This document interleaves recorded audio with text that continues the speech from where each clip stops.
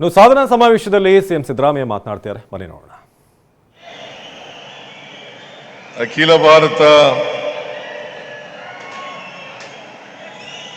ಕಾಂಗ್ರೆಸ್ಸಿನ ಅಧ್ಯಕ್ಷರು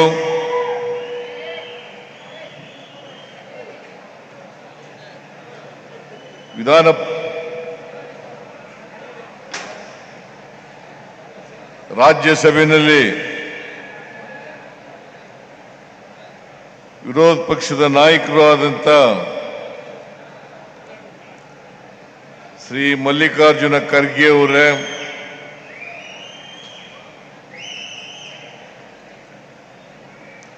ಮೈಸೂರು ಜಿಲ್ಲಾ ಉಸ್ತುವಾರಿ ಸಚಿವರಾದಂತ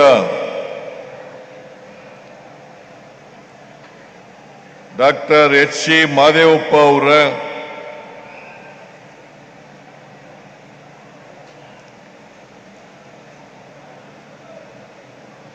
ಗೃಹ ಸಚಿವರಾದಂತ ಶ್ರೀ ಜಿ. ಪರಮೇಶ್ವರ ಅವರ,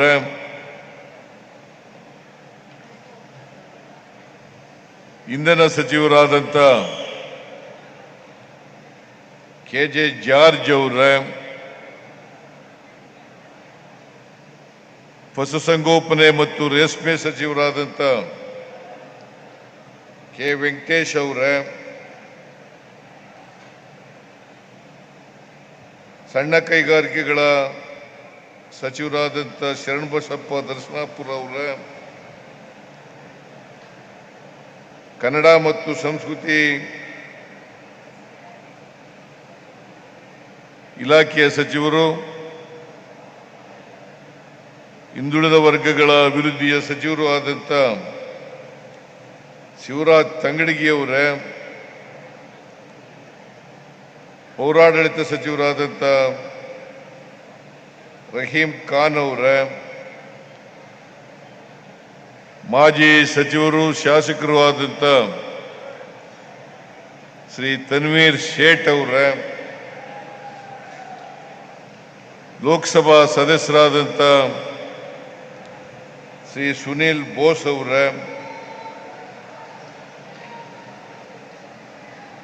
ರಾಜಕೀಯ ಕಾರ್ಯದರ್ಶಿಗಳಾದಂಥ ಶ್ರೀ ನಜೀರ್ ಅಹಮದ್ ಅವರ,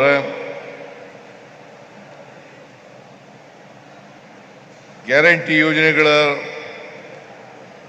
ರಾಜ್ಯ ಅನುಷ್ಠಾನ ಸಮಿತಿ ಅಧ್ಯಕ್ಷರಾದಂಥ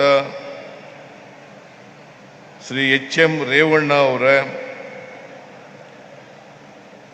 ಸಣ್ಣ ಕೈಗಾರಿಕೆಗಳ ಅಭಿವೃದ್ಧಿ ನಿಗಮದ ಅಧ್ಯಕ್ಷರು ಶಾಸಕರು ಆದಂಥ ರಘುಮೂರ್ತಿ ಅವರ, ಶಾಸಕರುಗಳಾದಂಥ ಹರೀಶ್ ಗೌಡ ಅವರ, ಅನಿಲ್ ಚಿಕ್ಕಮಾದು ಅವರ, ಮಾಜಿ ಮಂತ್ರಿಗಳು ಶಾಸಕರು ಆದಂಥ ಪುಟ್ಟರಂಗ ಶೆಟ್ಟಿ ಅವರ, ಶಾಸಕರಾದಂಥ ರವಿಶಂಕರ್ ಅವರ, ಶಾಸಕರಾದಂಥ ದರ್ಶನ್ ಧ್ರುವನಾರಾಯಣ ಅವರ,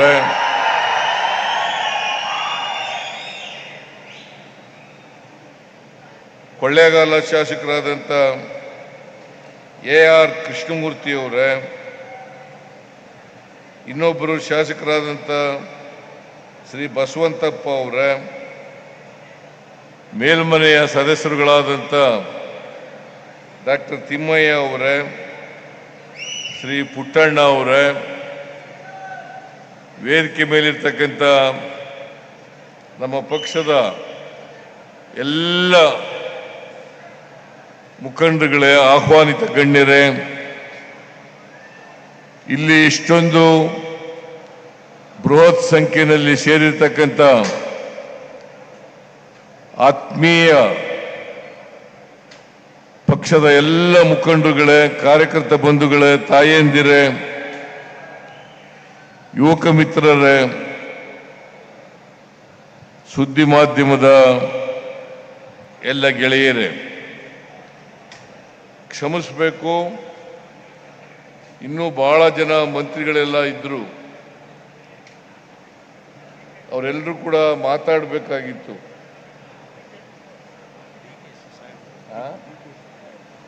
ಯಾರನ್ನ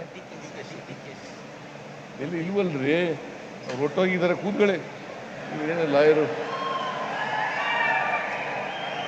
DK ಶಿವಕುಮಾರ್ ಹೊಟ್ಟೋದ್ರು ಬೆಂಗಳೂರಿಗೆ. ಯಾವಾಗಲೂ ಇರೋರ ಹೆಸರು ಹೇಳಬೇಕು ಹೊರತು ಹೊರಟೋದವ್ರ ಹೆಸರು ಹೇಳಕ್ಕಾಗಲ್ಲ. ವೆಲ್ಕಮ್ ಮಾಡೋದು ಇರೋರಿಗೆ, ಇಲ್ಲಿ ಯಾರ್ಯಾರು ಇದ್ದಾರೆ ಅವ್ರಿಗೆ ಮಾತ್ರ ವೆಲ್ಕಮ್ ಮಾಡೋದು. ಮನೇಲಿ ಕೂತಿರೋರಿಗೆಲ್ಲ ವೆಲ್ಕಮ್ ಮಾಡೋಕ್ಕಾಗಲ್ಲ. ಗೊತ್ತಾಯ್ತಾ? ನೀವು ವಕೀಲರು ಸ್ವಲ್ಪ ಅರ್ಥ ಮಾಡ್ಕೋಬೇಕು ಇವೆಲ್ಲನೂ.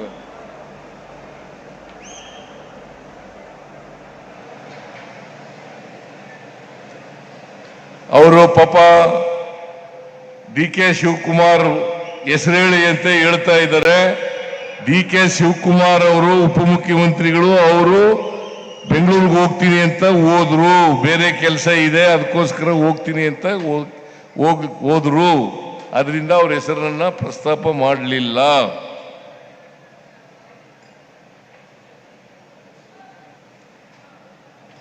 ಬಹಳ ಜನ ಮಂತ್ರಿಗಳು, ಪರಮೇಶ್ವರ್ ಅವರು, ಜಾರ್ಜ್ ಅವರು, ಮುನಿಯಪ್ಪನವರು, ದಸನಾಪುರ ಅವರು, ತಂಗಡಿಗೆಯವರು, ರಹೀಂ ಖಾನ್ ಅವರು, ಇವರೆಲ್ಲರೂ ಕೂಡ, ಆಮೇಲೆ ನಮ್ಮ ತನ್ವೀರ್ ಸೇಠ್ ಅವರು ಎಲ್ಲರೂ ಮಾತಾಡಬೇಕಾಗಿತ್ತು. MLAಗಳು ಕೂಡ ಮಾತಾಡಬೇಕಾಗಿತ್ತು. ಆದರೆ ಸಮಯದ ಅಭಾವದಿಂದ ಅವ್ರು ಯಾರು ಕೂಡ ಮಾತಾಡಲಿಕ್ಕೆ ಹೋಗ್ಲಿಲ್ಲ. ಮತ್ತೆ ಖರ್ಗೆ ಅವರು ವಾಪಸ್ ಹೋಗ್ಬೇಕಾಗಿರೋದ್ರಿಂದ ಈ ಎಲ್ಲ ಕಾರಣಗಳಿಗಾಗಿ ಅವ್ರು ಯಾರು ಕೂಡ ಮಾತಾಡಲಿಲ್ಲ. ಅವರು ಮಾತಾಡಿಸ್ಲಿಲ್ಲ ಅಂತೇಳಿ ಯಾರು ತಪ್ಪು ತಿಳ್ಕೋಬಾರದು ಅಂತೇಳಿ ಅವರಲ್ಲಿ ಮನವಿಯನ್ನು ಮಾಡಲಿಕ್ಕೆ ಬಯಸ್ತಾ ಇದ್ದೇನೆ. ಇವತ್ತು ಮೈಸೂರು ಜಿಲ್ಲೆಯಲ್ಲಿ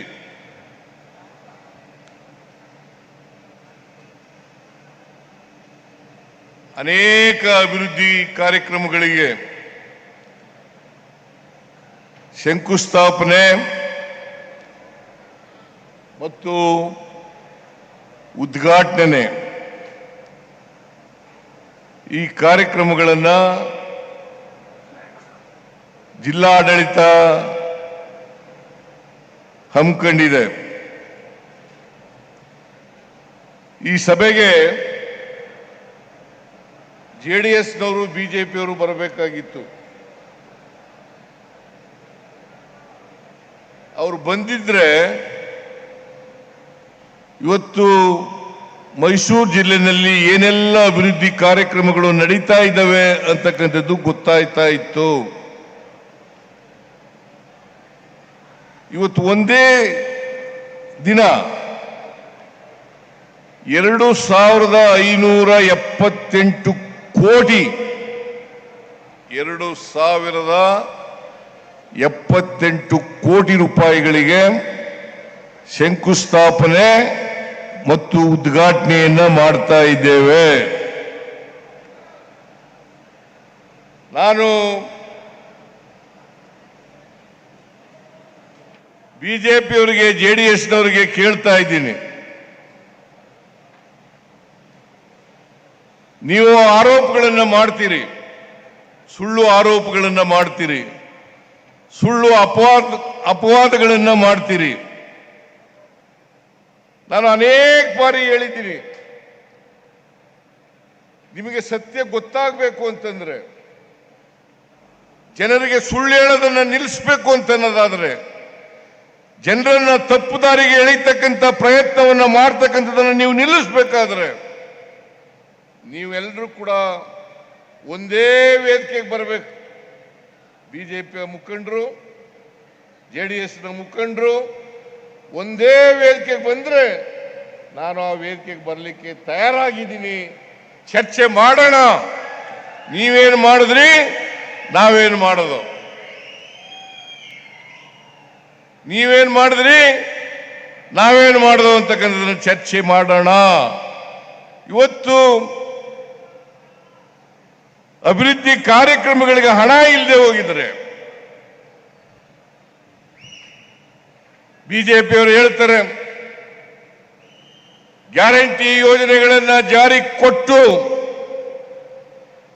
ಅಭಿವೃದ್ಧಿ ಕಾರ್ಯಕ್ರಮಗಳಿಗೆ ಹಣ ಇಲ್ಲ, ಖಜಾನೆ ಖಾಲಿಯಾಗಿದೆ,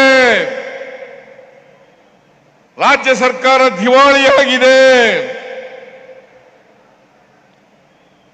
ದಿವಾಳಿಯಾಗಿದ್ರೆ, ಖಜಾನೆ ಖಾಲಿಯಾಗಿದ್ರೆ ಇವತ್ತು 2578 ಕೋಟಿ 2578 ಕೋಟಿ ರೂಪಾಯಿಗಳಿಗೆ ಶಂಕುಸ್ಥಾಪನೆ ಉದ್ಘಾಟನೆಯನ್ನು ಮಾಡಲಿಕ್ಕೆ ಆಗ್ತಾ ಇರಲಿಲ್ಲ. ಬೇಕಾದ್ರೆ ನೀವು ವೆರಿಫೈ ಮಾಡಬಹುದು, ಯಾರು ಬೇಕಾದ್ರೂ ವೆರಿಫೈ ಮಾಡಬಹುದು. ಮೈಸೂರು ನಗರದಲ್ಲಿ ಬಿಜೆಪಿ ಒಬ್ಬ ಶಾಸಕರಿದ್ದಾರೆ, ಹುಣಸೂರಿನಲ್ಲಿ ಜೆಡಿಎಸ್ ಶಾಸಕರಿದ್ದಾರೆ.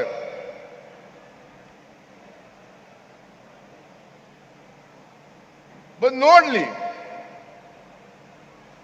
ಚಾಮುಂಡೇಶ್ವರಿನಲ್ಲಿ ಜೆಡಿಎಸ್ ಶಾಸಕರಿದ್ದಾರೆ, ಬಂದು ನೋಡ್ಲಿ. ಈ ಎಲ್ಲ ಅಭಿವೃದ್ಧಿ ಕಾರ್ಯಕ್ರಮಗಳನ್ನು ಮಾಡ್ತಾ ಇದ್ದೀವಾ ಇಲ್ವಾ? ಇದು ಸರ್ಕಾರಿ ಕಾರ್ಯಕ್ರಮ. ಜನರಿಗೆ ಸುಳ್ಳು ಹೇಳಲಿಕ್ಕೆ ಸಾಧ್ಯ. ಕೂತ್ಕೊಳ್ರಿ, ಅವ್ರು ಯಾರವ್ರು? ಕೂತ್ಕೊಳ್ಳಯ್ಯ.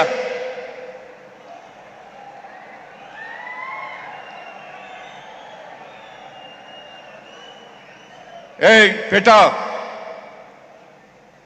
ಕೂತ್ಕೋ.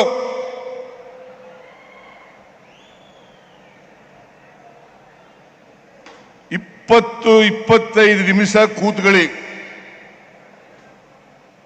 ನೀವೆಲ್ಲ ಇಷ್ಟೊಂದು ಖರ್ಚು ಮಾಡಿ, ಜಿಲ್ಲಾ ಆಡಳಿತದವರು ಖರ್ಚು ಮಾಡಿ ಇಷ್ಟೊಂದು 2578 ಕೋಟಿ ರೂಪಾಯಿಗಳನ್ನ ಹೆಚ್ಚಾಗಿ ಮೈಸೂರು ನಗರದಲ್ಲಿ ಖರ್ಚು ಮಾಡಿ ನಿಮಗೋಸ್ಕರ ಈ ಕಾರ್ಯಕ್ರಮವನ್ನು ಹಮ್ಮಿಕೊಂಡಿರ್ತಕ್ಕಂಥದ್ದು. ನಿಮ್ಮ ಮುಂದೆ ಇಡಬೇಕು, ನಿಮ್ಮ ಮುಂದೆ ಇಡಬೇಕು. ನಮ್ಮ ಸರ್ಕಾರ ಅಧಿಕಾರಕ್ಕೆ ಬಂದು 2 ವರ್ಷ 1 ತಿಂಗಳಾಯ್ತು. ಈ 2 ವರ್ಷದಲ್ಲಿ ನಾವೇನೇನು ಮಾಡಿದ್ದೀವಿ ಅನ್ನೋದನ್ನ ಜನರ ಮುಂದೆ ಇಡಬೇಕು, ಜನ ಅರ್ಥ ಮಾಡ್ಕೋಬೇಕು. ಅದಕ್ಕೋಸ್ಕರವಾಗಿ ಈ ಕಾರ್ಯಕ್ರಮವನ್ನು ಮಾಡಿರ್ತಕ್ಕಂಥದ್ದು. ಭಾರತೀಯ ಜನತಾ ಪಕ್ಷದವರು, ಜೆಡಿಎಸ್ನವರು ಹೇಳ್ತಾರೆ ಸಿದ್ದರಾಮಯ್ಯನವರ ಶಕ್ತಿ ಪ್ರದರ್ಶನ. ಸಿದ್ದರಾಮಯ್ಯನವರ ಶಕ್ತಿ ಪ್ರದರ್ಶನವನ್ನು ಮಾಡಲಿಕ್ಕೋಸ್ಕರ ಈ ಕಾರ್ಯಕ್ರಮವನ್ನು ಮಾಡಿದ್ದಾರೆ. ಇದು ಶಕ್ತಿ ಪ್ರದರ್ಶನವಲ್ಲ, ಅಭಿವೃದ್ಧಿಯ ಶಕ್ತಿಯನ್ನು ನಿಮ್ಮ ಮುಂದೆ ಇಡ್ಲಿಕ್ಕೋಸ್ಕರವಾಗಿ ನಾವು ಮಾಡಿರ್ತಕ್ಕಂಥ ಕಾರ್ಯಕ್ರಮ ಅಂತಕ್ಕಂಥದ್ದನ್ನು ಹೇಳಲಿಕ್ಕೆ ಬಯಸ್ತಾ ಇದ್ದೇನೆ. ಮತ್ಸರ ಇರಬೇಕು, ಆದರೆ ಈ ಮಟ್ಟದಲ್ಲಿ ಮತ್ಸರ ಇರಬಾರದು. ಬಿಜೆಪಿಯವರು, ಜೆಡಿಎಸ್ನವರು ಇದಾರಲ್ಲ, ಅವರು ಸಹಿಸ್ಕೊಳ್ಳಕ್ಕಾಗಲ್ಲ. ಅವರು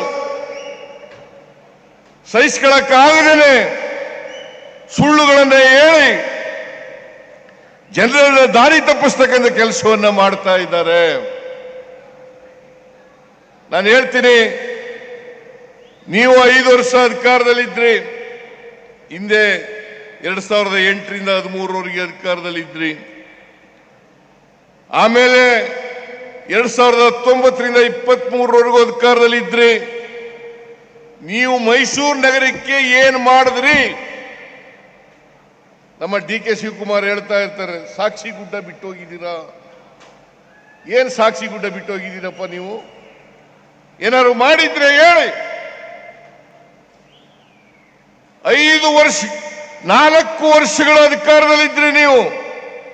ಅದು ಜನರ ಆಶೀರ್ವಾದದಿಂದ ನೀವು ಅಧಿಕಾರಕ್ಕೆ ಬಂದಿದ್ದಲ್ಲ. 2008ರಲ್ಲಿ ಅಧಿಕಾರಕ್ಕೆ ಬಂದದ್ದು, 2023ರಲ್ಲಿ ಅಧಿಕಾರಕ್ಕೆ ಬಂದದ್ದು ಅಲ್ಲ, 2018ರಲ್ಲಿ ಅಧಿಕಾರಕ್ಕೆ ಬಂದದ್ದು. ನೀವು ಹಿಂಬಾಗಲಿನಿಂದ ಬಂದಿದ್ದೀರಿ ಹೊರತು ಜನರ ಆಶೀರ್ವಾದವನ್ನು ಪಡ್ಕೊಂಡು ಅಧಿಕಾರಕ್ಕೆ ಬಂದಿಲ್ಲ. ಆಪರೇಷನ್ ಕಮಲ ಮಾಡಿ ಅಧಿಕಾರಕ್ಕೆ ಬಂದಿರತಕ್ಕಂಥದ್ದು ಇವರು. 2008ರಲ್ಲಿ ಎಷ್ಟು ಗೆದ್ದಿದ್ರು ಇವರು? 110 ಜನ, 113 ಜನ ಗೆಲ್ಲಿಕ್ಕಾಗ್ಲಿಲ್ಲ ಇವರು. 2018ರಲ್ಲಿ ಇವ್ರು ಗೆದ್ದದ್ದು ಎಷ್ಟು? 104 ಜನ, 113 ಜನ ಗೆಲ್ಲಿಲ್ಲ ಭಾರತೀಯ ಜನತಾ ಪಕ್ಷದವರು. ಇನ್ನು JDSನವರು ಬಿಡಿ, ಅವರು ಪ್ರತಿ ಸಾರಿನೂ ಕೂಡ ಕಡಿಮೆ ಆಗ್ತಾ ಬರ್ತಾ ಇದ್ದಾರೆ. 5 ವರ್ಷಕ್ಕೆ ಕಡಿಮೆ ಆಗ್ತಾ ಬರ್ತಾ ಇದ್ದಾರೆ. ಕಳೆದ ಬಾರಿ ಗೆದ್ದಿದ್ದದ್ದು 18. ನಾನು ಜನತಾದಳ ಎಸ್ನ ಅಧ್ಯಕ್ಷನಾಗಿದ್ದಾಗ ಒಟ್ಟು ಗೆದ್ದಿದ್ದಂಥ ಸ್ಥಾನಗಳು 59. ಈಗ ಎಷ್ಟಪ್ಪ ದೇವೇಗೌಡ್ರೆ, ಕುಮಾರಸ್ವಾಮಿ ಎಷ್ಟು ಗೆದ್ದಿದ್ದೀರಿ? ಈಗ ನೀವು ಗೆದ್ದಿರೋದು 18 ಸ್ಥಾನಗಳನ್ನು ಮಾತ್ರ. ನೀವು ಯಾವ ಕಾರಣಕ್ಕೂ ಕೂಡ ಕರ್ನಾಟಕದಲ್ಲಿ ಮತ್ತೆ ಅಧಿಕಾರಕ್ಕೆ ಬರಲಿಕ್ಕೆ ಸಾಧ್ಯ ಇಲ್ಲ. ನಿಮ್ಮ ಸ್ವಂತ ಶಕ್ತಿ ಮೇಲಂತೂ ಬರಲಿಕ್ಕೆ ಸಾಧ್ಯ ಇಲ್ಲ. ಈಗ ನೀವು ಯಾವಾಗ ವೀಕ್ ಆಗ್ಲಿಕ್ಕೆ ಶುರು ಮಾಡಿದ್ರಿ, MLAಗಳು ನಿಮ್ಮನ್ನೆಲ್ಲ ಕೈ ಬಿಡ್ಲಿಕ್ಕೆ ಪ್ರಾರಂಭ ಮಾಡಿದ್ರು, ಜನ ನಿಮ್ಮನ್ನ ಕೈ ಬಿಡ್ಲಿಕ್ಕೆ ಪ್ರಾರಂಭ ಮಾಡಿದ್ರು, ಬಿಜೆಪಿಯವ್ರ ಜೊತೆ ಸೇರ್ಕೊಂಡಿದ್ದಾರೆ. ಕಳೆದ ಲೋಕಸಭಾ ಚುನಾವಣೆಯಲ್ಲಿ ಎಷ್ಟು ಗೆದ್ರು ಅವರು? 2 ಸ್ಥಾನಗಳನ್ನು ಮಾತ್ರ. 17 ಸ್ಥಾನಗಳನ್ನು ಬಿಜೆಪಿ ಗೆದ್ರು. 17 ಸ್ಥಾನಗಳನ್ನು ಬಿಜೆಪಿ ಗೆದ್ರು. 2 JDS ಅದು ಇಬ್ರು ಸೇರ್ಕೊಂಡು ನಾವು 2018ರಲ್ಲಿ ಒಂದೇ ಒಂದು ಗೆದ್ದಿದ್ದದ್ದು. 2018ರಲ್ಲಿ ಒಂದೇ ಗೆದ್ದಿದ್ದದ್ದು. ಆಮೇಲೆ 2024ರಲ್ಲಿ ನಾವು ಗೆದ್ದದ್ದು 9 ಸ್ಥಾನಗಳು. 1ರಿಂದ 9 ಸ್ಥಾನಗಳಿಗೆ ಹೋದನು. ಇವರು ಕಡಿಮೆ ಆದರು. ನೀವು ಈ ರಾಜ್ಯದಲ್ಲಿ ಜನಪ್ರಿಯತೆಯನ್ನು ಉಳಿಸ್ಕೊಂಡಿದ್ದೀರಾ, ಜನರ ಅಭಿಮಾನವನ್ನು ಉಳಿಸ್ಕೊಂಡಿದ್ದೀರಾ, ಜನರ ಪ್ರೀತಿಯನ್ನು ಉಳಿಸ್ಕೊಂಡಿದ್ದೀರಾ? ಇಲ್ಲ. ಇದನ್ನ ಅರ್ಥ ಮಾಡ್ಕೋಬೇಕಾಗ್ತದೆ. ಇವರು ಯಾವತ್ತೂ ಕೂಡ ಕರ್ನಾಟಕದ ಪರವಾಗಿ ಇರ್ತಕ್ಕಂಥ ಜನ ಅಲ್ಲ, ಬಡವರ ಪರವಾಗಿರ್ತಕ್ಕಂಥ ಜನ ಅಲ್ಲ, ದಲಿತರ ಪರವಾಗಿರ್ತಕ್ಕಂಥ ಜನ ಅಲ್ಲ, ಹಿಂದುಳಿದವರ ಪರವಾಗಿರ್ತಕ್ಕಂಥ ಜನ ಅಲ್ಲ, ಅಲ್ಪಸಂಖ್ಯಾತರ ಪರವಾಗಿರ್ತಕ್ಕಂಥ ಜನ ಅಲ್ಲ ಅಂತಕ್ಕಂಥದ್ದನ್ನ ಸಾಬೀತು ಮಾಡಿದ್ದೀರಿ. ನೀವು ಯಾವಾಗಲೂ ಕೂಡ ಸಾಮಾಜಿಕ ನ್ಯಾಯಕ್ಕೆ ವಿರೋಧ, ಕರ್ನಾಟಕದ ಅಭಿವೃದ್ಧಿಗೆ ವಿರೋಧ, ಜಾತ್ಯತೀತ ತತ್ವಕ್ಕೆ ವಿರೋಧ. ನಾನು ಕೇಳ್ತೀನಿ, ನೀವು ಇಷ್ಟೊಂದು ಜನ ಲೋಕಸಭೆಯಲ್ಲಿ ಇದ್ದಿರಲ್ಲ, ಕೇಂದ್ರದಲ್ಲಿ ನಿಮ್ಮದೇ ಅಧಿಕಾರ ಇದೆಯಲ್ಲ, ನರೇಂದ್ರ ಮೋದಿ ಅವರು ಪ್ರಧಾನಮಂತ್ರಿ ಆಗಿದ್ದಾರಲ್ಲ, ಕುಮಾರಸ್ವಾಮಿ ಅವರು ಇಂಡಸ್ಟ್ರೀಸ್ ಮಿನಿಸ್ಟರ್ ಆಗಿದ್ದಾರಲ್ಲ, ಕರ್ನಾಟಕದಿಂದ ನಾವು ಕೊಡ್ತಕ್ಕಂಥ ತೆರಿಗೆ 4.5 ಲಕ್ಷ ಕೋಟಿಗೂ ಹೆಚ್ಚು. 4.5 ಲಕ್ಷ ಕೋಟಿಗೂ ಹೆಚ್ಚು. ನಮಗೆ ವಾಪಸ್ ಬರ್ತಕ್ಕಂಥದ್ದು ಎಷ್ಟಪ್ಪ ಅಂತಂದ್ರೆ 65,000 ಕೋಟಿ ರೂಪಾಯಿ ನಮ್ಮಿಂದ ತೆರಿಗೆ ನಾವು ಕೊಡ್ತಕ್ಕಂಥದ್ದು ಕೇಂದ್ರಕ್ಕೆ 4.5 ಲಕ್ಷ ಕೋಟಿ. ನಮಗೆ ಕೇಂದ್ರದಿಂದ ನಮ್ಮ ಪಾಲು ಬರ್ತಕ್ಕಂಥದ್ದು, ತೆರಿಗೆ ಪಾಲು ಬರ್ತಕ್ಕಂಥದ್ದು 65,000 ಕೋಟಿ ರೂಪಾಯಿ. 100 ರೂಪಾಯಿ ಕೊಟ್ರೆ ನಾವು ತೆರಿಗೆ ರೂಪದಲ್ಲಿ ನಮಗೆ ವಾಪಸ್ ಬರ್ತಕ್ಕಂಥದ್ದು ಬರೀ 15 ರೂಪಾಯಿಗಳು ಮಾತ್ರ. ಇದನ್ನ ಅರ್ಥ ಮಾಡ್ಕೋಬೇಕಲ್ಲ. ಯಾವತ್ತಾದ್ರೂ ಕೂಡ JDSನ ಬಿಜೆಪಿಯ ಲೋಕಸಭಾ ಸದಸ್ಯರು ಇದನ್ನ ಕೇಳಿದಾರ? ಕರ್ನಾಟಕಕ್ಕೆ ಅನ್ಯಾಯ ಆಗ್ತಾ ಇದೆ. ಈ ಅನ್ಯಾಯವನ್ನು ಸರಿಪಡಿಸಿ ಇವ್ರಿಗೆ ಯಾರಿಗೂ ಕೂಡ ನರೇಂದ್ರ ಮೋದಿ ಅವರ ಎದುರುಗಡೆ ನಿಂತ್ಕೊಳ್ಳಿಕ್ಕೆ ಧೈರ್ಯ ಇಲ್ಲ. ನಡುಕ್ತಾರೆ, ಗಡ ಗಡ ಗಡ ಗಡ ಅಂತ ನಡುಕ್ತಾರೆ. ಯಾಕೆ ಕೇಳಲ್ಲ? ಇದು ಕರ್ನಾಟಕಕ್ಕೆ ಮಾಡ್ತಕ್ಕಂಥ ದ್ರೋಹ ಅಲ್ವಾ? ಕರ್ನಾಟಕ ರಾಜ್ಯಕ್ಕೆ ಮಾಡ್ತಕ್ಕಂಥ ದ್ರೋಹ ಅಲ್ವಾ? ಕನ್ನಡಿಗರಿಗೆ ಮಾಡ್ತಕ್ಕಂಥ ದ್ರೋಹ ಅಲ್ವಾ? ಇದನ್ನ ಅರ್ಥ ಮಾಡ್ಕೋಬೇಕಾಗ್ತದೆ. ನೀವು ಇಷ್ಟೊಂದು ಜನ ಬಿಜೆಪಿಯವರು ಹೇಳ್ತಿರಲ್ಲ, ಯಾವತ್ತಾದ್ರೂ ಕೂಡ ಕುಮಾರಸ್ವಾಮಿ ಯಾವತ್ತಾದ್ರೂ ಇದನ್ನು ರೈಸ್ ಮಾಡಿದಾರ ಕ್ಯಾಬಿನೆಟ್ನಲ್ಲಿ ಅಥವಾ ಪಾರ್ಲಿಮೆಂಟ್ನಲ್ಲಿ? ಲೋಕಸಭಾ ಸದಸ್ಯರು, ಬಿಜೆಪಿ ಲೋಕಸಭಾ ಸದಸ್ಯರು ಮಾಡಿದಾರ? ಬಸವರಾಜ ಬೊಮ್ಮಾಯಿ ಮಾಡಿದಾರ?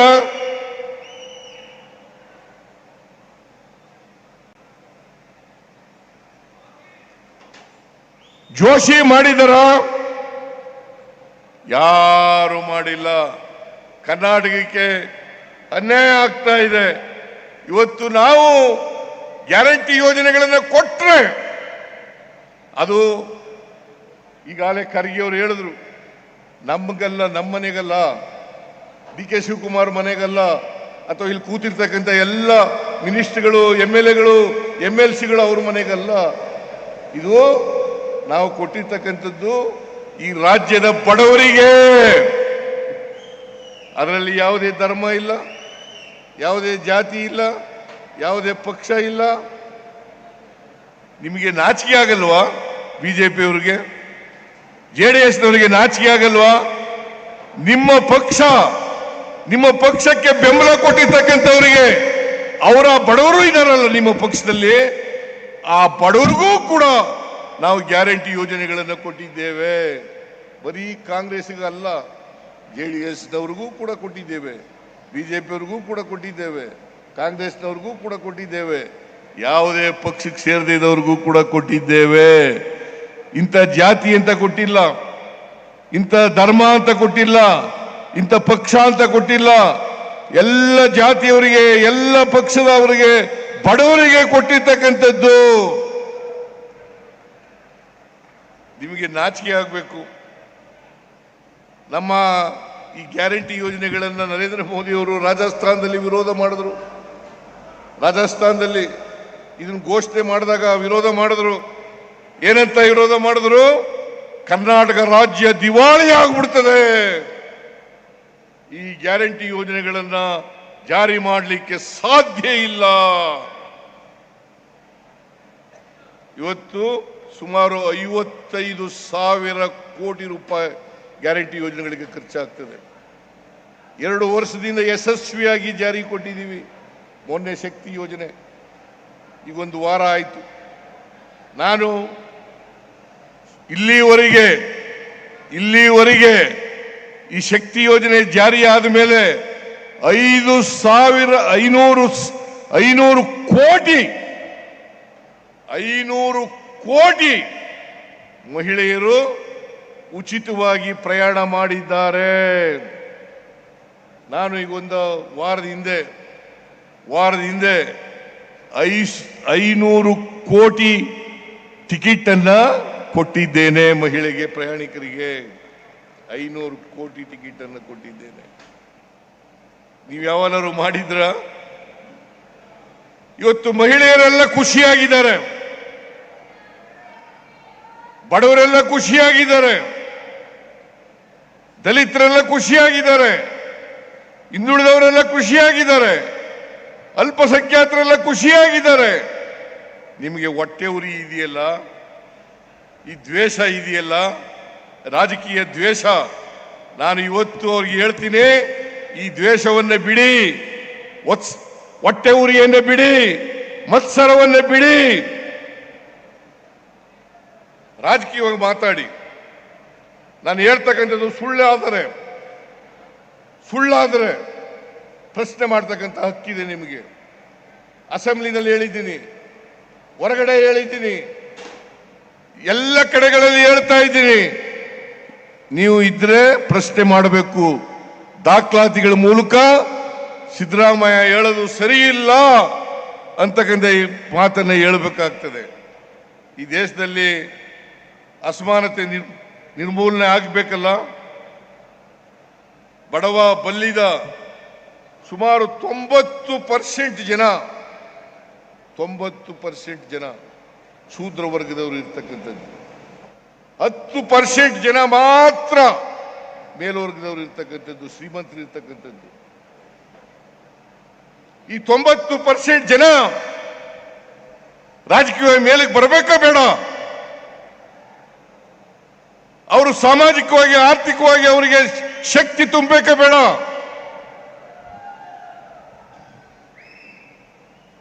ನೀವು ಯಾವಾಗಲೂ ಕೂಡ ಈ ಬಿಜೆಪಿ ಅವರು ಇದ್ದಾರಲ್ಲ, ನರೇಂದ್ರ ಮೋದಿ ಅವರು ಇದ್ದಾರಲ್ಲ, 10% ಜನರ ಪರವಾಗಿ ಮಾತ್ರ ಮಾತಾಡೋದು, ಅವ್ರಿಗೆ ಮಾತ್ರ ಕೆಲಸ ಮಾಡೋದು, ಅವರಿಗೆ ಎಲ್ಲ ರೀತಿಯಲ್ಲೂ ಕೂಡ ತೆರಿಗೆಗಳನ್ನು ಕಡಿಮೆ ಮಾಡ್ತಕ್ಕಂಥ ಕೆಲಸವನ್ನು ಮಾಡ್ತಾರೆ. ಆದರೆ ಕಾಂಗ್ರೆಸ್ ಪಕ್ಷ ಯಾವತ್ತೂ ಕೂಡ ಬಡವರಿಗೆ, ದಲಿತರಿಗೆ, ಹಿಂದುಳಿದವರಿಗೆ, ಅಲ್ಪಸಂಖ್ಯಾತರಿಗೆ ಇವರೆಲ್ಲರೂ ಕೂಡ ಮುಖ್ಯವಾಹಿನಿಗೆ ತರಬೇಕು ಅಂತ ಪ್ರಯತ್ನವನ್ನ ಮಾಡ್ತೀವಿ. ಯಾಕೆಂದರೆ ನಾವು ಬಸವಣ್ಣವರಲ್ಲಿ ನಂಬಿಕೆ ಇಟ್ಕೊಂಡಿರ್ತಕ್ಕಂಥವ್ರು, ಬುದ್ಧನ ತತ್ವದಲ್ಲಿ ನಂಬಿಕೆ ಇಟ್ಕೊಂಡಿರ್ತಕ್ಕಂಥವ್ರು, ಅಂಬೇಡ್ಕರ್ ಅವರ ತತ್ವದಲ್ಲಿ ನಂಬಿಕೆ ಇಟ್ಕೊಂಡಿರ್ತಕ್ಕಂಥವ್ರು, ನಾವು ಗಾಂಧಿ ತತ್ವದಲ್ಲಿ ನಂಬಿಕೆ ಇಟ್ಕೊಂಡಿರ್ತಕ್ಕಂಥವು. ಸರ್ವರಿಗೂ ಸಮಪಾಲು, ಸರ್ವರಿಗೂ ಸಮಪಾಲು, ಸರ್ವರಿಗೂ ಸಮಬಾಳು, ಇದು ಆಗಬೇಕು. ಇಲ್ಲದೆ ಹೋದ್ರೆ ಬಾಬಾ ಸಾಹೇಬ್ ಅಂಬೇಡ್ಕರ್ ಅವರು ಹೇಳಿದ್ರು, ಈ ದೇಶಕ್ಕೆ ಸ್ವಾತಂತ್ರ್ಯ ಬಂದು ಅದು ಯಶಸ್ವಿ ಆಗಬೇಕಾದ್ರೆ ಎಲ್ಲರೂ ಕೂಡ ಆರ್ಥಿಕವಾಗಿ ಸಾಮಾಜಿಕವಾಗಿ ಸಬಲತೆಯನ್ನ ಕಾಣ್ತಕ್ಕಂಥದ್ದೇ ಸ್ವಾತಂತ್ರ್ಯ ಬಂದದಕ್ಕೆ ಸಾರ್ಥಕ ಅಂತಕ್ಕಂಥ ಮಾತುಗಳನ್ನು ಹೇಳಿದರು. ಕಾನ್ಸ್ಟಿಟ್ಯೂಯೆಂಟ್ ಅಸೆಂಬ್ಲಿನಲ್ಲಿ ಹೇಳಿದ್ರು. 1949 ನವೆಂಬರ್ 25ನೇ ತಾರೀಕು ಒಂದು ಮಾತನ್ನ ನನಗೆ ಇವತ್ತು ಕೂಡ ಜ್ಞಾಪಕ ಇದೆ.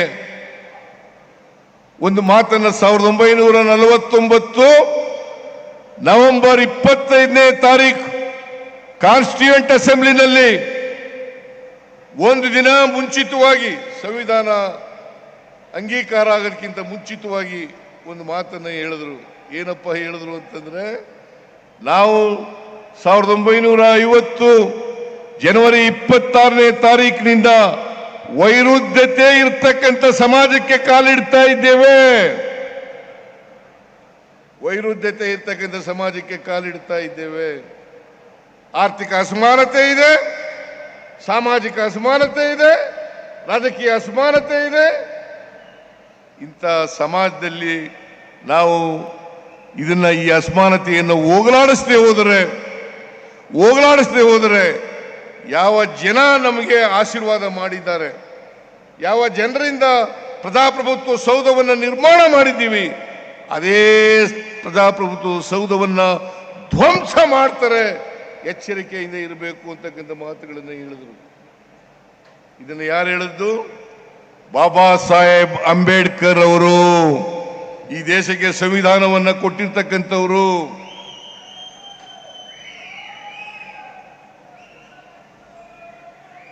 ಇದು ಆಗ್ಬೇಕಾ? ದೇಶದಲ್ಲಿ ಪ್ರಜಾಪ್ರಭುತ್ವ ಧ್ವಂಸ ಆಗ್ಬೇಕಾ? ಧ್ವಂಸ ಆಗಬಾರದು. ಪ್ರಜಾಪ್ರಭುತ್ವ ಉಳಿಬೇಕು, ಸಂವಿಧಾನ ಉಳಿಬೇಕು. ಈ ದೇಶದ ಎಲ್ಲ ಜನರು ಕೂಡ ಸಮಾನವಾಗಿ ಬಾಳ್ತಕ್ಕಂಥ ವ್ಯವಸ್ಥೆ ನಿರ್ಮಾಣ ಆಗಬೇಕು. ಭ್ರಾತೃತ್ವದಿಂದ ಬದುಕ್ತಕ್ಕಂಥ ಸಮಾಜ ನಿರ್ಮಾಣ ಆಗಬೇಕು. ಸಮಾನತೆಯ ಸಮಾಜ ನಿರ್ಮಾಣ ಆಗಬೇಕು.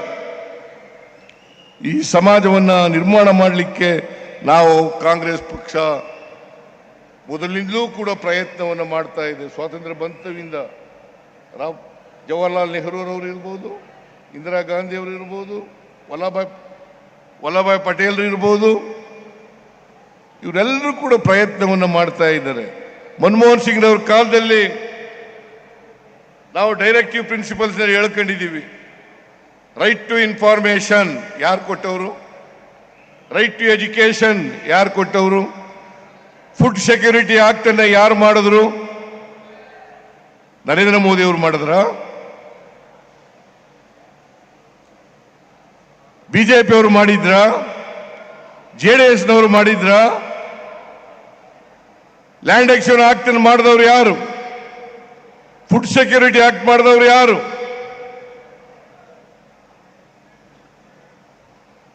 ಇದನ್ನೆಲ್ಲ ಅರ್ಥ ಮಾಡ್ಕೋಬೇಕಾಗ್ತದೆ. ಬಿಜೆಪಿಯವರು ಯಾವತ್ತೂ ಕೂಡ ಸಾಮಾಜಿಕ ನ್ಯಾಯದ ಪರವಾಗಿಲ್ಲ. ಯಾವ್ಯಾವಾಗ ಕಾಂಗ್ರೆಸ್ ಸಾಮಾಜಿಕ ನ್ಯಾಯವನ್ನ ಹಿಂದುಳಿದವರಿಗೆ, ದಲಿತರಿಗೆ, ಅಲ್ಪಸಂಖ್ಯಾತರಿಗೆ ಕೊಡ್ತದೆ, ಆವಾಗ ಅಂತ ಸಂದರ್ಭಗಳಲ್ಲೆಲ್ಲ ಕಾಲದಲ್ಲೂ ಕೂಡ ವಿರೋಧ ಮಾಡಿದ್ದಾರೆ. ಕಾಕಾಗಾಲೇಕರ್ ವರದಿಯನ್ನು ವಿರೋಧ ಮಾಡಿದವರು ಯಾರು? ಮಂಡಲ್ ಕಮಿಷನ್ ವರದಿಯನ್ನು ವಿರೋಧ ಮಾಡಿ ಕಮಂಡಲ ಯಾತ್ರೆಯನ್ನು ಮಾಡಿದವರು ಯಾರು? ಹೈಯರ್ ಲರ್ನಿಂಗ್ ಇನ್ಸ್ಟಿಟ್ಯೂಷನ್ಗಳಲ್ಲಿ ಮೀಸಲಾತಿಯನ್ನು ತಂದಾಗ ವಿರೋಧ ಮಾಡಿದವರು ಯಾರು? 73rd 74th ಅಮೆಂಡ್ಮೆಂಟ್ ಅನ್ನು ತಂದವರು ಯಾರು? 73rd 74th ಅಮೆಂಡ್ಮೆಂಟ್ ತಂದವರು ಯಾರು? ಅದಕ್ಕೆ ವಿರೋಧ ಮಾಡಿದವರು ಯಾರು?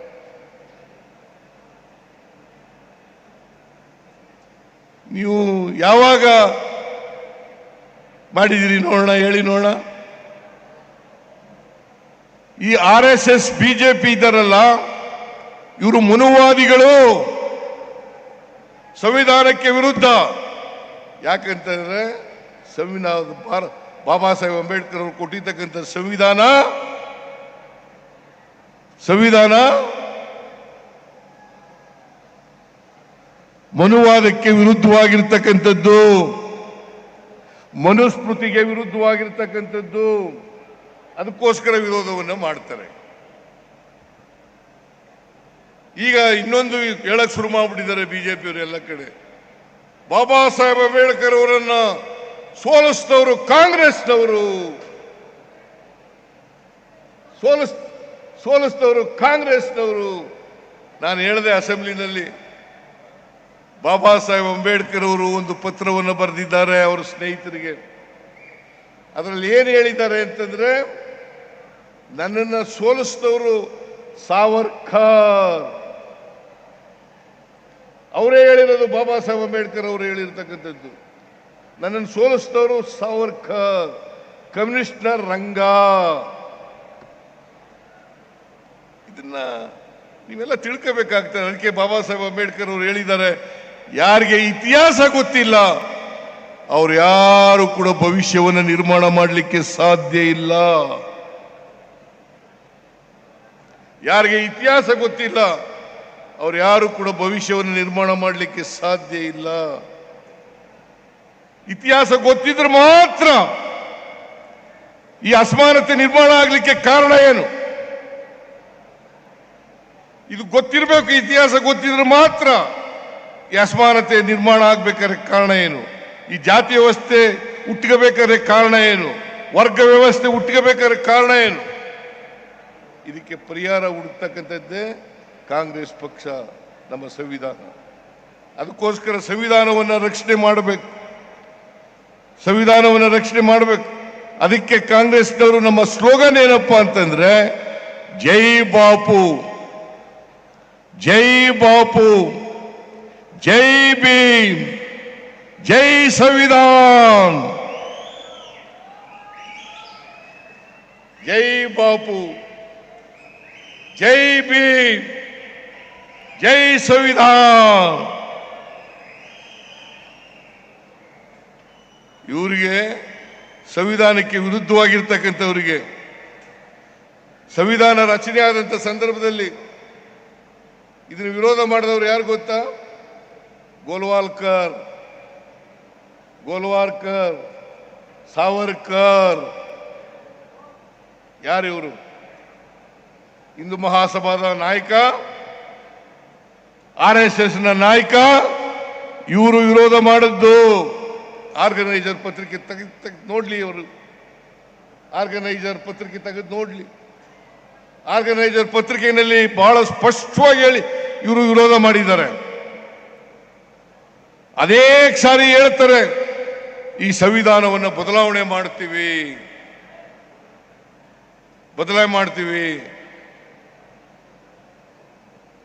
ನಾನು ಹೇಳ್ತೀನಿ, ಈ ದೇಶದ ಜನ ಯಾವ ಕಾರಣಕ್ಕೂ ಕೂಡ ಸಂವಿಧಾನವನ್ನು ಬದಲಾವಣೆ ಮಾಡಲಿಕ್ಕೆ ಸಾಧ್ಯ ಇಲ್ಲ. ಜನ ಇದನ್ನು ಬಿಟ್ಟುಕೊಡಲ್ಲ. ಕಾಂಗ್ರೆಸ್ ಪಕ್ಷ ಇದನ್ನು ಬಿಟ್ಟುಕೊಡಲ್ಲ. ಎಲ್ಲ ಕಾಲಕ್ಕೂ ಕೂಡ ಈ ಸಂವಿಧಾನ ಬೇಕಾಗ್ತದೆ. ಈ ಸಂವಿಧಾನವನ್ನು ರಕ್ಷಣೆ ಮಾಡ್ತಕ್ಕಂಥ ಕೆಲಸವನ್ನ ಕಾಂಗ್ರೆಸ್ ಮಾಡ್ತದೆ ಅಂತಕ್ಕಂಥ ಮಾತುಗಳನ್ನು ಹೇಳಲಿಕ್ಕೆ ಬಯಸ್ತಾ ಇದ್ದೇನೆ. ಇವರೆಷ್ಟೇ ಸುಳ್ಳು ಹೇಳಲಿ, ಎಷ್ಟೇ ಅಪವಾದಗಳನ್ನು ಮಾಡಲಿ, ಆದರೆ ಕಾಂಗ್ರೆಸ್ ಪಕ್ಷ ಬಡವರ ಪರವಾಗಿ ಮಾಡ್ತಕ್ಕಂಥ ಕಾರ್ಯಕ್ರಮಗಳನ್ನು ನಿಲ್ಲಿಸಲ್ಲ. ಇವೆಲ್ಲ ಗ್ಯಾರಂಟಿ ಯೋಜನೆಗಳಿದ್ದಾವಲ್ಲ, ಗ್ಯಾರಂಟಿ ಯೋಜನೆಗಳು ಇದಾವಲ್ಲ, ಯಾವ ಗ್ಯಾರಂಟಿ ಯೋಜನೆಗಳು ಸ್ವಲ್ಪ ದಿನ ಶುರು ಮಾಡಿದ್ರು, ಈ ವರ್ಷ ನಿಲ್ಲಿಸ್ಬಿಡ್ತಾರೆ, ಮುಂದಿನ ವರ್ಷ ನಿಲ್ಲಿಸ್ಬಿಡ್ತಾರೆ. ನಾನು ಹೇಳ್ತೀನಿ, ಯಾವ ಕಾರಣಕ್ಕೂ ಗ್ಯಾರಂಟಿ ಯೋಜನೆಗಳು ನಿಲ್ಲಲ್ಲ. ಇವು ಬಡವರ ಕಾರ್ಯಕ್ರಮಗಳು. ಶಕ್ತಿ ಯೋಜನೆ, ಮಹಿಳೆಯರಿಗೆ ಶಕ್ತಿ ತುಂಬತಕ್ಕಂಥ ಕಾರ್ಯಕ್ರಮ. ಗೃಹ ಜ್ಯೋತಿ, ಬಡವರಿಗೆ ಪರ್ಚೇಸಿಂಗ್ ಪವರ್ ಅನ್ನು ಹೆಚ್ಚು ಮಾಡತಕ್ಕಂಥ ಕಾರ್ಯಕ್ರಮ. ಗೃಹಲಕ್ಷ್ಮಿ, ಒಬ್ಬ ಹೆಣ್ಣುಮಗಳಿಗೆ ಮನೆ ಒಡತಿಗೆ 2,000 ರೂಪಾಯಿ ತಿಂಗಳಿಗೆ 1,23,00,000 ಕುಟುಂಬಗಳಿಗೆ ಕೊಡ್ತಾ ಇದ್ದೀವಿ ಇವತ್ತು. 1,23,00,000 ಜನರಿಗೆ. ಗೃಹ ಜ್ಯೋತಿ 1,64,00,000 1,64,00,000 ಕುಟುಂಬಗಳಿಗೆ ಗೃಹ ಜ್ಯೋತಿಯನ್ನ ಕೊಡ್ತಾ ಇದ್ದೀವಿ. 200 ಯೂನಿಟ್ ವರೆಗೆ ಫ್ರೀ ಕರೆಂಟ್. ಯುವ ನಿಧಿ ಕಾರ್ಯಕ್ರಮ ಕೊಡ್ತಾ ಇದ್ದೀವಿ. ಅನ್ನಭಾಗ್ಯ ಕಾರ್ಯಕ್ರಮ ಕೊಡ್ತಾ ಇದ್ದೀವಿ. ಇದರಿಂದ ದುಡ್ಡು ಉಳಿತಾಯ ಆಗ್ತದಲ್ಲ. ಮಕ್ಕಳ ವಿದ್ಯಾಭ್ಯಾಸಕ್ಕೆ, ಆಸ್ಪತ್ರೆಗೆ, ಬೇರೆ ಪರ್ಚೇಸಿಂಗ್ ಪವರ್ ಜಾಸ್ತಿ ಆದಷ್ಟು ಕೂಡ ಯಾವುದೇ ರಾಜ್ಯದ, ದೇಶದ ಆರ್ಥಿಕ ಪರಿಸ್ಥಿತಿ ಸುಧಾರಣೆ ಆಗಬೇಕಾದ್ರೆ ಆ ಜನರಲ್ಲಿ, ಆ ದೇಶದ, ರಾಜ್ಯದ ಜನರಲ್ಲಿ ಕೊಂಡ್ಕೊಳ್ತಕ್ಕಂಥ ಶಕ್ತಿ ಜಾಸ್ತಿ ಆಗಬೇಕು. ಕೊಂಡ್ಕೊಳ್ತಕ್ಕಂಥ ಶಕ್ತಿ ಜಾಸ್ತಿ ಆದ್ರೆ ಮಾತ್ರ ಆರ್ಥಿಕತೆ ಬೆಳವಣಿಗೆ ಆಗಲಿಕ್ಕೆ ಸಾಧ್ಯ ಆಗ್ತದೆ. ಅದಕ್ಕೆ ನಮ್ಮ 90% ಜನ ಈ ದೇಶದಲ್ಲಿ ಶಕ್ತಿ ಇಲ್ಲದೆ, ಕೊಂಡ್ಕೊಳ್ತಕ್ಕಂಥ ಶಕ್ತಿ ಇಲ್ಲದೆ ಈ ಜನರಿಗೆ ನಾವು ಗ್ಯಾರಂಟಿ ಯೋಜನೆಗಳನ್ನು ಕೊಟ್ಟಿದ್ದೀವಿ. ಈ ಗ್ಯಾರಂಟಿ ಯೋಜನೆಗಳೆಲ್ಲ ಕಾಪಿ ಮಾಡಕ್ಕೆ ಶುರು ಮಾಡಿಬಿಟ್ಟಿದ್ದಾರೆ. ಅನೇಕ ಕಡೆಗಳಲ್ಲಿ ಕಾಪಿ ಮಾಡೋದು. ಮಹಾರಾಷ್ಟ್ರದಲ್ಲಿ ಕಾಪಿ ಮಾಡಿದ್ರು, ರಾಜಸ್ಥಾನದಲ್ಲಿ ಕಾಪಿ ಮಾಡಿದ್ರು, ಗುಜರಾತ್ನಲ್ಲಿ ಕಾಪಿ ಮಾಡಿದ್ರು, ಮಧ್ಯಪ್ರದೇಶದಲ್ಲಿ ಕಾಪಿ ಮಾಡಿದ್ರು, ಉತ್ತರ ಪ್ರದೇಶದಲ್ಲಿ ಕಾಪಿ ಮಾಡಿದ್ರು, ಡೆಲ್ಲಿನಲ್ಲಿ ಕಾಪಿ ಮಾಡಿದ್ರು. ಈಗ ಬಿಹಾರ್ನಲ್ಲಿ ಮಾಡ್ತಾ ಇದ್ದಾರೆ. ಬಿಹಾರ್ನಲ್ಲಿ ನಾವು 200 ಯೂನಿಟ್ ಕೊಟ್ಟರೆ ಅವರು 125 ಯೂನಿಟ್ ಕೊಡ್ತಾರಂತೆ. ಅಲ್ಲಿ ಸಮ್ಮಿಶ್ರ ಸರ್ಕಾರ ಅಲ್ಲ ಇರೋದು, ಬಿಜೆಪಿ ಸಮ್ಮಿಶ್ರ ಸರ್ಕಾರ ಅಲ್ಲ, NDA ಸರ್ಕಾರ ಅಲ್ಲ ಇರೋದು. ನಿಮ್ದು ಪಾತ್ರ ಇದೆಯಾ ಇಲ್ವಾ ನರೇಂದ್ರ ಮೋದಿಜಿ? ನಾಚಿಕೆ ಆಗಲ್ಲ ನಿಮಗೆ? ಇಷ್ಟೆಲ್ಲ ನೀವು ಹೇಳಿ ನಮ್ಮ ಮಾದರಿಯನ್ನ ನೀವು ಅನುಸರಿಸ್ತಕ್ಕಂಥ ಕೆಲಸವನ್ನು ಮಾಡ್ತಾ ಇದ್ದೀರಿ. ಕರ್ನಾಟಕ ಮಾದರಿಯನ್ನ ನೀವು ಬೇರೆ ರಾಜ್ಯಗಳಲ್ಲಿ ಅನುಸರಿಸ್ತಕ್ಕಂಥ ಮಾತನ್ನು ಹೇಳ್ತಾ ಇದ್ದೀರಿ.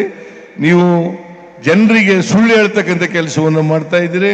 ಅದರಿಂದ ಸಮಯ ಆಗಿರೋದ್ರಿಂದ ನಾನು ಹೆಚ್ಚು ಮಾತನಾಡಕ್ಕೆ ಹೋಗಲ್ಲ. ನೀವೆಲ್ಲರೂ ಬಹಳ ಜನ ಖಾಲಿ ಮಾಡಿಬಿಟ್ಟಿದ್ದಾರೆ. ಕೂತ್ಕೊಳ್ಳ. ಅದರಿಂದ ನನ್ನ ಭಾಷಣವನ್ನ ಮೊಟಕು ಮಾಡ್ತಕ್ಕಂಥ ಕೆಲಸವನ್ನ ಮಾಡ್ತಾ ಇದ್ದೇನೆ.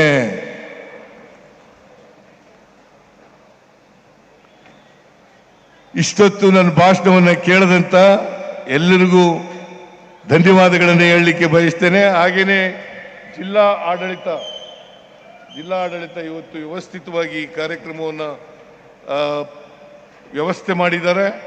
ಆದ್ದರಿಂದ ಜಿಲ್ಲಾ ಆಡಳಿತಕ್ಕೆ ನನ್ನ ಧನ್ಯವಾದಗಳನ್ನು ತಿಳಿಸಿ ನಿಮಗೆ ಮತ್ತೊಮ್ಮೆ ನಮಸ್ಕಾರಗಳನ್ನು ಹೇಳಿ ನನ್ನ ಮಾತು ಮುಗಿಸ್ತೇನೆ. ಜೈ ಹಿಂದ್, ಜೈ ಕರ್ನಾಟಕ, ಜೈ ಹಿಂದ್, ಜೈ ಕರ್ನಾಟಕ.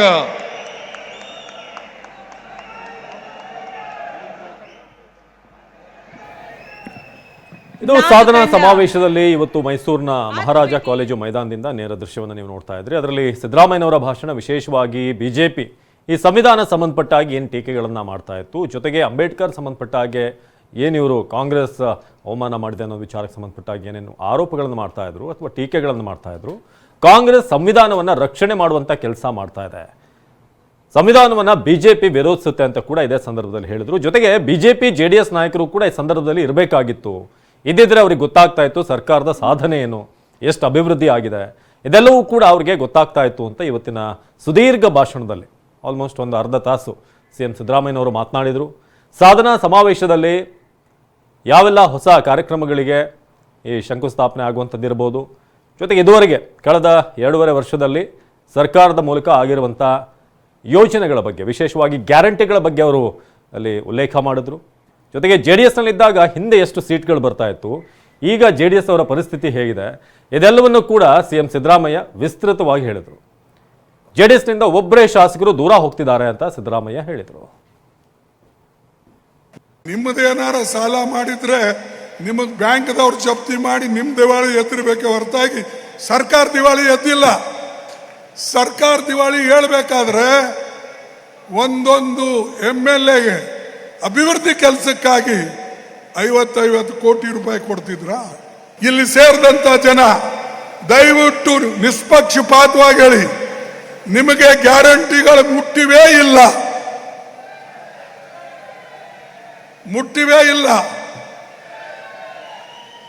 ಮತ್ತೆ ಗ್ಯಾರಂಟಿ ಮುಟ್ಟಿದ ಮೇಲೆ ನೀವು ನಮ್ಮನ್ನ ಹೊಗಳಬೇಕೋ ತೆಗಳಬೇಕೋ ನೀವೇ ಹೇಳಿ. ಅದಕ್ಕೆ ನಮ್ಮ ಪಾರ್ಟಿ ಅಂದರೆ ಕೆಲಸದ ಪಾರ್ಟಿ. ಸಿದ್ದರಾಮಯ್ಯ ಇದ್ದಾಗ ಈ ಲಕ್ಷ್ಮಿ ಏನಾಗ್ತದೆ, ಅದು ಟ್ರೆಜರಿ. ನಾನೇನು ಹೇಳ್ತೀನಿ, ಯಾವಾಗ ಅವರು ಫೈನಾನ್ಸ್ ಮಿನಿಸ್ಟರ್ ಆಗ್ತಾರೋ ಆವಾಗ ಈ ಲಕ್ಷ್ಮಿ ಕುಂಟಾಗಿ ಕಾಂಗ್ರೆಸ್ನಲ್ಲಿ ಬೀಳ್ತಾಳೆ. ಅಲ್ಲೇ ಆದ್ರೆ